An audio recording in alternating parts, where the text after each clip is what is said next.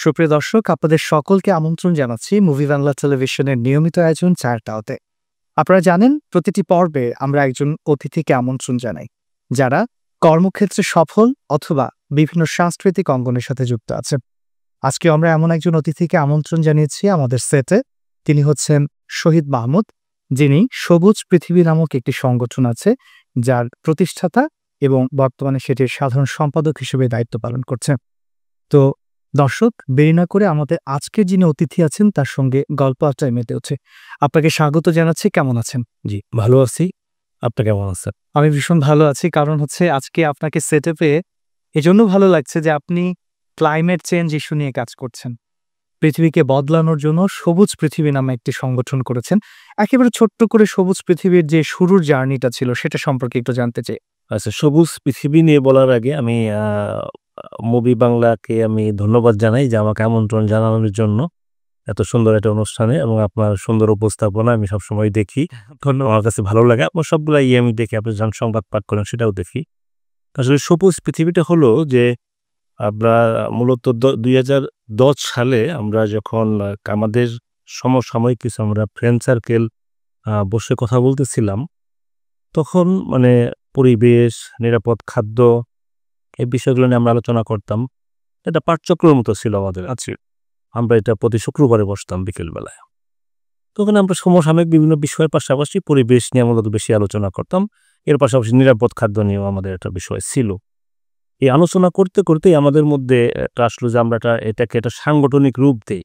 যে আসলে এইভাবে আমরা বসতেছি, আমরা আলোচনা করতেছি, কিন্তু এইটা তো আমরা মানুষের মধ্যে মানে ছড়াতে পারতেছি না। তাহলে আমাদের এটাকে একটা সাংগঠনিক রূপ দেওয়ার জন্য তখন থেকেই আমাদের সবুজ পৃথিবীর যাত্রা শুরু ২০১০ সালে ফেব্রুয়ারি মাসে। মানে ২০১০ থেকে ২০২৫, ১৫ বছরের একটি জার্নি। তো শুরুর দিকে যখন এটা আপনারা করেছিলেন, সেটির নিশ্চয়ই অনেকগুলো শাখা ছিল না? ১ টা বা ২ টো শাখা। এখন তো সমগ্র দেশব্যাপী এটি কাজ করছে। তো এখন বাংলাদেশে কতগুলো শাখা আছে আপনাদের? আচ্ছা, শুরুতে যখন আমরা শুরু করলাম আসলে তখন আমাদের জন্য মানে খুব চ্যালেঞ্জ ছিল যে একটা সংগঠনকে টিকিয়ে রাখার জন্য। তো তখন আমরা একটি শাখা দিয়ে আমরা শুরু করি। তো এখন আমাদের সারা বাংলাদেশে এটা ৩৫টি শাখা আমাদের আছে। ৩৫টি শাখায় বিভিন্নভাবে বাংলাদেশের, কিন্তু আমাদের কাজটা কিন্তু ৩৫টি শাখা হলেও আমাদের কাজ কিন্তু সারা বাংলাদেশেই। ৬৪টি জেলাতেই আমাদের কাজ চলছে। এখন আমরা যেটা মূলত করতেছি সেটা হলো যে আমরা বৃক্ষরোপণের দিকে গুরুত্ব দিচ্ছি। বৃক্ষরোপণটা হলো সব ধরনের গাছ না। আমরা যেটা করতেছি সেটা হলো যে আমাদের যেসব দেশীয় গাছ যেগুলো বিলুপ্ত হয়ে যাচ্ছে বা বিলুপ্ত হয়ে গিয়েছে, সেই গাছগুলো আমরা খুঁজে খুঁজে বের করি। বের করে সেটা আমরা হয়তো কোনো নার্সারিকে দায়িত্ব দিই যে আপনি এই গাছে চারা করে দেন, বা আমরা নিজেরাও চারা করি। এইভাবে আমরা চেষ্টা করতেছি যে বাংলাদেশের পরিবেশের জন্য উপযোগী যেসব গাছ ছিল একসময় বা এখনো যেগুলো আছে সেগুলোকে টিকিয়ে রাখার জন্য। এবং আমরা যেটা করি যে শুধু বৃক্ষরোপণটা যে বৃক্ষের জন্য তা না। আমরা মনে করি যে আমাদের যে পশু পাখি যেটা আছে আরকি, আমাদের এখন অনেক ক্ষেত্রে আপনি দেখবেন যে আমাদের পাখির খাদ্য সংকট হয়ে গেছে একটা। পাখির খাবার নাই। এখন আমরা যে ধরনের গাছ আমরা রোপণ করি, বেশিরভাগ গাছে কিন্তু পাখির কোনো খাবার হয় না। তো যে কারণে পাখি খাদ্য সংকটে অনেক ধরনের পাখি হারিয়ে যাচ্ছে। তো আমরা মনে করলাম যে আমরা এরকম গাছ রোপণ করব যেটা আমাদের পরিবেশের ভারসাম্য রক্ষার পাশাপাশি আমাদের পাখির খাবার হবে, পাখি বাসা বাঁধবে। সেই চিন্তা থেকে আমরা কিন্তু বৃক্ষরোপণ করতেছি। খুবই চমৎকার একটা কনসেপ্ট। আসলে ইকোলজিক্যাল যে ব্যালেন্স আমরা যেটাকে বলি পরিবেশের জন্য, সেটি যদি সমান্তরালভাবে না হয় তাহলে পৃথিবী ধ্বংস হয়ে যাবে, সমাজ বিনষ্ট হবে, এরকম একটি জায়গা আছে। একটু ব্যাকগ্রাউন্ডের গল্প বলছিলেন যে সবুজ পৃথিবী আসলে একটা ছোট্ট পরিসর থেকে কাজ করছে। আপনারা খুবই রিসেন্টলি গত বছর একটি আন্তর্জাতিক সম্মেলন করেছেন সবুজ পৃথিবী থেকে, এবং সেটি সম্পর্কে একটু জানি। আচ্ছা, ধন্যবাদ আপনাকে সেটা মনে করায় দেওয়ার জন্য। তো গত বছর নভেম্বরের ৬ তারিখ আমরা আমাদের ১ম আন্তর্জাতিক পরিবেশ সম্মেলন করলাম। আমি শুরুতেই একটা কথা বলেছিলাম যে আমাদের সবুজ পৃথিবী একটা স্বেচ্ছাসেবী সংগঠন। আমাদের কিন্তু কোনো ফান্ড নেই। আচ্ছা, আমরা যারা সবুজ পৃথিবীর যে ৩৫টি শাখাতে আমরা যারা যুক্ত আছি, আমাদের প্রায় ৫০০-র উপরে আমাদের স্বেচ্ছাসেবক আছে। যারা সব মানে একদম আমাদের যে বৃক্ষরোপণ চলে এটা নিজের থেকেই কিন্তু করে। অর্থায়নে, হ্যাঁ, স্ব-অর্থায়নে আমরা করে থাকি। তো সেক্ষেত্রে আমরা আমাদের যারা বিভিন্ন দেশে আমাদের মতো যারা স্বেচ্ছাসেবী আছে, যারা পরিবেশ নিয়ে ভাবে, ওদের সাথে বিভিন্নভাবে আমাদের যোগাযোগ হয় অনেক সময়। তো আমরা একসময় মনে করলাম যে আমরা যারা আছি সবাই একটু একাত্র হই। এই চিন্তার থেকে আমাদের আন্তর্জাতিক পরিবেশ সম্মেলন করা সেটা আমাদের জন্য খুব কঠিন ছিল শুরুতে। কারণ আসলে অর্থনৈতিক যে বিষয় এটা আন্তর্জাতিক সম্মেলন আয়োজন করা। তারপরেও সেটা আমরা পেরেছি। আমাদের সেই আন্তর্জাতিক পরিবেশ সম্মেলনে অনেকগুলো দেশের প্রতিনিধি আসছিলেন। এর মধ্যে India, Nepal, Sri Lanka, Japan, Malaysia, মালদ্বীপ এরকম বিভিন্ন দেশ থেকেই প্রতিনিধি আসছিলেন এবং বাংলাদেশের ৬৪ জেলার প্রতিনিধিরা ছিলেন। তো সেটা আমরা একটা সফল আয়োজন ছিল। সেই আমাদের আয়োজনের পরে আমাদের মধ্যে যারা স্বেচ্ছাসেবক আছে তাদের কিন্তু কাজের গতিটা আরো বেড়ে গেছে। তারা এখন মনে করতেছে যে আমরা আ আরো বেশি কাজ করব। যেমন আমরা কিন্তু গত মের ২৫ তারিখে আমাদের যে বৃক্ষরোপণ কর্মসূচি আমরা সারা বাংলাদেশে ৫ লক্ষ বৃক্ষরোপণ কর্মসূচির একটা ঘোষণা দিয়েছি যে এটা আমরা বাস্তবায়ন করব। তো সেটা উদ্বোধন করতেও মানে আমাদের যে বর্তমান সরকারের মাননীয় পরিবেশ ও বন উপদেষ্টা আছেন সৈয়দ রিজওয়ান হাসান উনি উদ্বোধন করেছেন এবং আমাদের কাজ কিন্তু চলছে সারা বাংলাদেশে। আপনি যেমনটি বলছিলেন এটি একেবারে একটা স্বেচ্ছাসেবী সংগঠন, নিজেদের স্ব-অর্থায়নে করা। তো সরকারি বা বেসরকারি জায়গা থেকে আপনারা কোনো ধরনের পৃষ্ঠপোষকতা কি পাচ্ছেন? আসলে এইটা মানে ওইভাবে বলা যাবে না। কারণ হলো যে আমরা যাদের সহযোগিতা পাচ্ছি এটা ব্যক্তিগত সম্পর্কের কারণে হয়তো পাচ্ছি, হ্যাঁ? যেমন কিছু ব্যক্তি আছে যারা আমাকে হয়তো পছন্দ করে বা আমাদের আরেকজন সদস্যকে পছন্দ করে এইভাবে। এরপরেও ২-১ টা প্রতিষ্ঠান থেকে যেটা পাচ্ছি সেটা আসলে খুবই সীমিত। তারপরেও আমরা থেমে নাই। কারণ আমরা আসলে কে আমাদের সহযোগিতা করলো, কে করলো না সে বিষয়টা নিয়ে আমরা ভাবি না কখনো। কাজটাই আপনাদের কাছে আমাদের কাছে স্বাস্থ্যের গুরুত্বপূর্ণ। যেমন আমরা অলরেডি ঘোষণা দিয়েছি যে আমাদের আ ২০২৫ সালে আমরা ২য় আন্তর্জাতিক পরিবেশ সম্মেলন সম্ভবত কক্সবাজারে অনুষ্ঠিত। এটা আমাদের আসলে ১ম এ চিন্তা ছিল কলকাতাতে করার। আচ্ছা। আমাদের সবুজ পৃথিবী কলকাতাতেও শাখা আছে, কমিটি আছে, হ্যাঁ? কলকাতাতে। তো উনারাই আমাদেরকে ওই সময় বলেছিল যে আমাদের ২য় টা কলকাতাতে হবে। কিন্তু বর্তমানে একটা ভিসা সমস্যা জটিলতা চলতেছে যে মানে আমরা ভিসাটা পাচ্ছি না। যে কারণে আমরা ডিসিশন নিয়েছি যে আমরা কক্সবাজারে করব। এটা আমাদের নভেম্বরে হবে। আমরা আমাদের প্রস্তুতি চলছে সেটার জন্য এবং এখানে আমরা আশা করতেছি যে আমাদের এশিয়ার পাশাপাশি ইউরোপ, আমেরিকারও প্রতিনিধিরা আসবেন যারা নিজ, নিজ দেশে পরিবেশ নিয়ে কাজ করে। খুবই চমৎকার একটি কাজ যেটি যদি করা যায় কক্সবাজারে। কারণ ওখানে যারা আন্তর্জাতিক পরিসরের যারা আছেন, তারাও এই প্রাকৃতিক সৌন্দর্য দেখে উপকৃত হবে এবং আমাদেরও একটা ভালো অ্যাওয়ারনেস বিল্ড আপ এর জন্য চমৎকার কাজ হবে। একটু আপনাদের গ্রাউন্ড ওয়ার্ক এর কথা একটু জানতে চাচ্ছিলাম যে, সাম্প্রতিক সময়ে আপনারা হচ্ছে মধুপুর গড় বাঁচাও একটি কর্মসূচি হাতে নিয়েছেন। সেটি সেখানে একটি সম্মেলন করেছেন, আয়োজন করেছেন, সেমিনার ছিল দিনব্যাপী।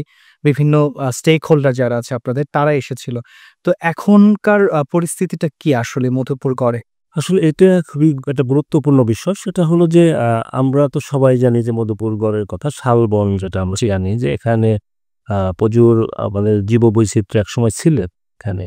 নানা ধরনের পাখি, পশু-পাখি সবই ছিলেন। তো সম্প্রতি যেটা হয়েছে, সম্প্রতি না আসলে এটা বেশ ২০-২৫ বছর আগের থেকেই শুরু হয়েছে সামাজিক বনায়নের নামে। আমাদের যে শালবন আছে সেটাকে ধ্বংস করা হয়েছে। সেখানে যেটা হচ্ছে যে সামাজিক বনায়নের নামে আমাদের বনটাকে ধ্বংস করে সেখানে একক বনায়ন মানে যেমন আকাশমণি গাছ, শুধু আকাশমণি। এবং এই আকাশমণি গাছটা যারা মানে টেন্ডারে যারা মানে এটা নিয়েছে, যারা প্লটগুলো নিয়েছে তারা কি করেছে ওখানে যে আনারস এবং কলা করেছে। আমাদের তো অনেক দিনের দাবি ছিল যে সামাজিক বনায়নের নামে আমাদের মধুপুর বন আমরা ধ্বংস করতে দিব না। সেটা নিয়ে আমরা অনেক আন্দোলন করেছি, মাঠ পর্যায়ে করেছি। সরকারের বিভিন্ন নীতি নির্ধারণী পর্যায়ে আমরা গিয়েছি, বারবার গিয়েছি। তো সম্প্রতি সরকারের আমি আমাদের পরিবেশ উপদেষ্টাকে ধন্যবাদ জানাই যে আমরা ওনার সাথে যোগাযোগ করার পরে ওনার সাথে কথা বলার পরে উনি উদ্যোগ নিয়েছে যে আমাদের মধুপুর শালবন উনি রক্ষা করবেন। তো এর মধ্যে মধুপুরে যারা বসবাস করে ওনাদেরকে নিয়ে আমরা একাধিকবার সেখানে আলোচনা সভা করেছি। ওনাদের নিয়ে আমরা কথা বলেছি। ওনাদের বিষয়গুলো আমরা জানার চেষ্টা করেছি। তো আমরা যেটা দেখেছি ওখানে যে যারা বনকে ধ্বংস করে তারা আসলে বাহির থেকে যাওয়া। মানে মধুপুর বনে যারা বসবাস করে এদের সংখ্যাটা খুব কম। সেখানেও তো বিভিন্ন ধরনের নৃতাত্ত্বিক জনগোষ্ঠীর মানুষ আছে। গারো, আ কোচ, মান্দাই এরা আছে। তো এছাড়াও বাঙালিরাও বসবাস করছে সেই জায়গায়। তো কিন্তু তাদের মাধ্যমে কি কোনো ক্ষতি হচ্ছে নাকি যারা বাইরে থেকে বিজনেস করতে আসে বা কোনো কিছু? এখানে হচ্ছে যে যেটা যারা বাহির থেকে আসে তাদের মাধ্যমে বেশি ক্ষতি হচ্ছে। এটা কিরকম হয়? যেমন ধরেন যে এই হয়তো একটা আদিবাসীর কিছু জায়গা আছে। সেখানে সে কিছু চাষ করে। কিছু বন আছে, এখানে বাহির থেকে কিছু লোক যেয়ে যখন তাকে অনেক টাকার অফার করে তখন সে রাজি হয়ে যায় এবং ওই হয়তো তার ১ একর আছে, এই ১ একরের মধ্যে আরো ৩ একর সে দখল করে ফেলে। এইভাবে আসলে বনটা ধ্বংস হচ্ছে। তো আমরা এখন চেষ্টা করতেছি মধুপুর শালবনকে ফিরিয়ে আনার জন্য। সে কাজটাও আমরা শুরু করেছি। আমাদের গত মে মাস থেকে শুরু হয়েছে মধুপুর শালবনে। সামাজিক বনায়নের যে গাছগুলো আছে, যে এটা ১০ বছরের একটা কন্ট্রাক্ট থাকে। যেগুলো কন্ট্রাক্ট শেষ হয়ে গেছে সেখানে আর সামাজিক বনায়ন হবে না। এখানে সব আমাদের শালবন এবং শাল গাছের সাথে যেটা মানে পরিবেশ বান্ধব আমাদের যে গাছগুলো আছে সেগুলো আমরা নেওয়ার চেষ্টা করছি। দ্বিতীয় যে আন্তর্জাতিক পরিবেশ সম্মেলন যেটি করতে চাচ্ছেন সেটির প্রস্তুতি সম্পর্কে একটু জানতে চাই। আচ্ছা, আসলে এই প্রস্তুতি বলতে আমি আগেই বলেছি যে আমরা যেহেতু স্বেচ্ছাসেবী সংগঠন, আমরা কিন্তু ওইভাবে একটা প্রোগ্রাম করার জন্য বাজেট করে পরিকল্পনা করে প্রোগ্রাম করি না। আমরা যখন আ ঘোষণা দিয়েছি যে করব, আমাদের যারা আসলে আমাদের চেয়ে যারা আমাদের বিভিন্ন দেশ থেকে যারা আসবে উনাদেরই কিন্তু আগ্রহটা বেশি। হ্যাঁ? ওনারা আসবে বিশেষ করে আমাদের ইন্ডিয়ার থেকে যারা আসেন ওনারা তো আমাদের অনেক তো স্বেচ্ছাসেবক আছে ইন্ডিয়াতে, কলকাতাতে আছে, আপনার কলকাতার বাহিরেও আছেন, ত্রিপুরাতে আছেন। তো ওনারাই বারবার যোগাযোগ করতেছিল যে যাতে আমরা করি। তো সেক্ষেত্রে আমরা আমাদের যে কমিটি আছে আমরা কমিটি বসেছিলাম এবং আমাদের যে ৩৭ টি শাখা আছে ৩৭ শাখার সভাপতি এবং সেক্রেটারির সাথে আমরা বসেছি এবং বসে আমরা একটাই করেছি যে হ্যাঁ, আমরা অনেক বড় একটা সম্মেলন ওখানে করব। অন্তত ১,০০০ লোকের একটা সম্মেলন সেখানে হবে। সেটা বাংলাদেশের ৬৪ জেলার প্রতিনিধি থাকবে, পাশাপাশি অন্যান্য দেশের প্রতিনিধি থাকবে। সেখানে আমরা যেটা করব আসলে আপনি জানেন যে এই প্রস্তুতির গল্পটা শুনবো, বিরতি নেওয়ার সময় হয়ে গেছে। হ্যাঁ। সুপ্রিয় দর্শক, আমরা কথা বলছিলাম সবুজ পৃথিবীর একজন কর্ণধার যিনি কাজ করছেন পরিবেশ নিয়ে। ফিরছে বিজ্ঞাপন বিরতির পর, সাথেই থাকুন।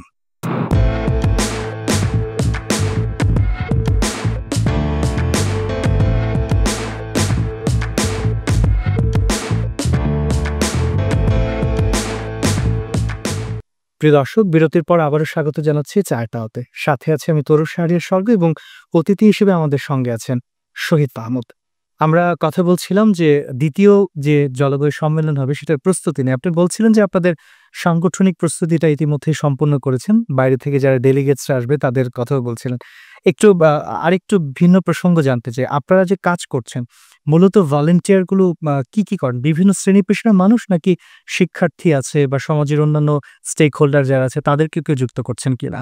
এখানে মানে আমরা আসলে সবাইকে যুক্ত করি। হ্যাঁ? আচ্ছা, এখানে এরকম নাই যে একই শ্রেণীর লোকজন আসতে হবে। এখানে স্টুডেন্ট আছে, এখানে বিভিন্ন যারা শিক্ষকরা আছেন, এখানে কৃষকও কিন্তু আছে। আচ্ছা। আমাদের সাথে কৃষকরাও আছেন, জেলে আছেন, এরকম তাঁতি আছেন, বিভিন্ন শ্রেণী পেশার লোকজন। মূলত ক্লাইমেট চেঞ্জ এর যে ইস্যুটা এসেছে সেটাতে তো পুরো সমাজ ক্ষতিগ্রস্ত হচ্ছে। প্রত্যেকটা স্টেক হোল্ডার, প্রত্যেকটা পেশার মানুষ ক্ষতিগ্রস্ত হচ্ছে। তো সেই জায়গা থেকে আপনাদের এই যে ইনিশিয়েটিভটা সেটি খুবই চমৎকার। আমি কি একটু পার্টিকুলারলি জানতে পারি যে আপনাদের আসলে এখন কি ধরনের প্রজেক্ট বা কি ধরনের কর্মসূচি আপনারা করছেন? এখন আসলে আমরা যেটা ভাবতেছি যে আমি একটা বলেছি যে আমাদের সাথে কিন্তু কৃষকরাও যুক্ত আছেন, জেলেরাও যুক্ত আছেন। তো আপনি জানেন যে জলবায়ু পরিবর্তনের কারণে আমাদের কৃষির কিন্তু একটা ব্যাপক ক্ষতি হয়েছে। আমাদের যখন বৃষ্টি হওয়ার কথা তখন বৃষ্টি হয় না। যখন বন্যা হওয়ার কথা তখন হয় না, হয় আগে বা পরে। গরমের সময় হয়তো গরম বেশি না হলে শীত মানে গরম কম। এরকম মানে আমাদের যে ৬ ঋতুর দেশ সেটা কিন্তু আর নাই এখন। যে কারণে এটা কিন্তু সরাসরি কৃষির মধ্যে প্রভাব পড়ছে। তো কৃষিতে দেখবেন যে একটা সময় আমাদের ধানের ৩ টা মৌসুম ছিল। আমন, আউশ, বোরো। এই ৩ টা মৌসুম কিন্তু নষ্ট হয়ে গেছে। এখন কিন্তু আর ৩ টা মৌসুমে ধান হয় না। এই যে জলবায়ু পরিবর্তনের কারণে আমাদের উপকূলীয় এলাকায় আপনি জানেন যে আমাদের লবণাক্ত পানি যেটা সেটা আমাদের উজানের দিকে চলে আসতেছে আস্তে। খুলনার দিকে, খুলনা, সাতক্ষীরার দিকে আপনি দেখবেন যে যেসব এলাকাতে ধান চাষ হতো এখন সেখানে চিংড়ির বের হচ্ছে।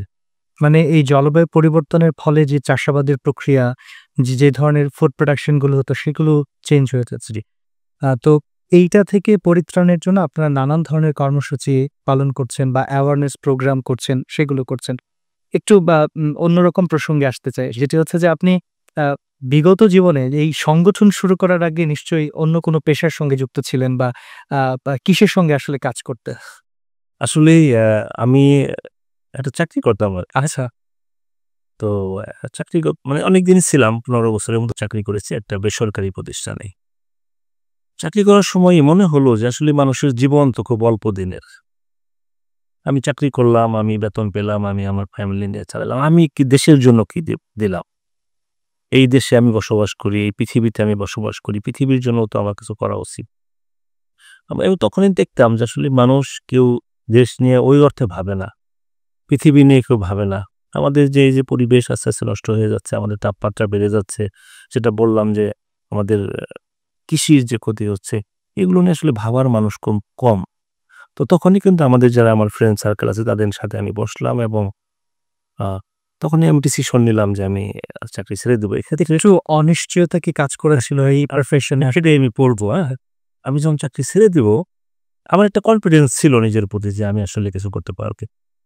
তো আমি আমার ওয়াইফকে বললাম যে আমি তাকে ধন্যবাদ দেই যে আসলে ওর সাহসের কারণেই আমি আজকে আমাদের সবুজ পৃথিবী এই জায়গাতে। তো তখন আমি চাকরি করতাম মানে পাবনাতে। আমার ওয়াইফ থাকে টাঙ্গাইলে। স্বাভাবিকভাবে আমি তার সাথে বিষয়টা নিয়ে শেয়ার করলাম। শেয়ার করার পরে আমি বললাম যে, "তুমি কতদিন মানে আমি যদি কোনো ইনকাম না করি, তুমি কতদিন সংসার চালাইতে পারবা?" খুবই কঠিন একটা চ্যালেঞ্জ। হ্যাঁ। সে একটা বলল যে ৩ মাস বা ৪ মাস এরকম আরকি। আমি বললাম, "ঠিক আছে। ৩ মাসের মধ্যে আমি একটা কিছু করে ফেলব।" যাই হোক আমি চলে আসলাম চাকরি ছেড়ে। একদিনের ডিসিশনে কিন্তু আমি চাকরি ছেড়ে দিছি। মানে একদম একদিনের ডিসিশন যে আমি চাকরি করব না। আমি নিজের থেকে কিছু করব যেটা দেশের জন্য মানুষের কল্যাণে আমি কাজ করতে পারি। চলে আসলাম। চলে আসার পরে আমার একটা পারিবারিক বিজনেস আছে। সেখানে কিছু সময় এখনো দেই আমি। পাশাপাশি আমি মানে বাকি সময়টা কিন্তু আমি সংগঠনের পেছনেই দেই। পরিবারের সাপোর্ট ছাড়া আসলে কোনো কাজই কোনো মানুষের জন্য খুব সহজ হয় না। হয়তোবা সে করতে পারে, সাকসেসফুলনেস এর জায়গাটা অন্যরকম। কিন্তু এই যে আপনার এত বড় একটা চ্যালেঞ্জ এবং মানে এই কাজের সাথে নিরন্তর লেগে থাকা, চাকরি ছেড়ে দেওয়ার পর একটা অনিশ্চিত জীবন এবং সেইখান থেকে আজকে ২০১০ থেকে ২০২৫ এবং আপনি কিন্তু এই জায়গায় সাকসেসফুল একজন পারসন। আমরা যদি একটু পরিসংখ্যানগত দিক থেকে চিন্তা করি বা যে কাজের যে অ্যাক্টিভিটি গুলো আছে সেটা যদি আমরা চিন্তা করি তাহলে কিন্তু আপনি সফল আপনার এই কাজটিতে। আসলে এই সফল কিনা আমি জানি না। কিন্তু আমি আ মানসিকভাবে শান্তি পাই যে খুবই চমৎকার! এবং আমি আ মনে করি যে আমি আমার যতটুক দেওয়ার কথা, আমি একজন ব্যক্তি হিসাবে যা করার কথা, আমি পারতেছি সেটা। আমি আমার আমার সংগঠনের সাথে যারা আছে, আমার ৩৭ টি কমিটিতে যারা আছে, তাদেরকেও আমি ধন্যবাদ জানাই যে তারাও কিন্তু আমাকে প্রচুর সাপোর্ট করে। না আমি খুবই মানে এবং সৌভাগ্যবান। আমি একটু আপনার সাথে শেয়ার করি যে গত ঈদের একটা ঘটনা বলি আরকি আমি যে আ ঈদের মধ্যে হঠাৎ করে আমার কোনো একটা শাখা, আমি শাখার নামটা নাইবা বলি। শাখার সভাপতি আমাকে ফোন করছে। ফোন করে বলতেছে যে, "ভাই আপনার কারণে আমরা এখানে অনেক কাজ করতে পারি। তো আপনার জন্য একটা উপহার পাঠাবো।" হ্যাঁ? তো আমি বললাম যে, "না, আমার জন্য কিছু পাঠাতে হবে না।" তো উনি কিন্তু পাঠিয়ে দিছে আমার জন্য। এই যে তাদের ভালোবাসা, হ্যাঁ? অনেক শাখাতে আমি যখন যাই, মানে ওরা মানে ওদের যে ভালোবাসাটা আমি পাই, হ্যাঁ? আমি খুব মানেই হয়ে যায়। আমি সম্প্রতি ময়মনসিংহ গিয়েছি। ময়মনসিংহ আমার যে বন্ধু আছে স্বাধীন চৌধুরী।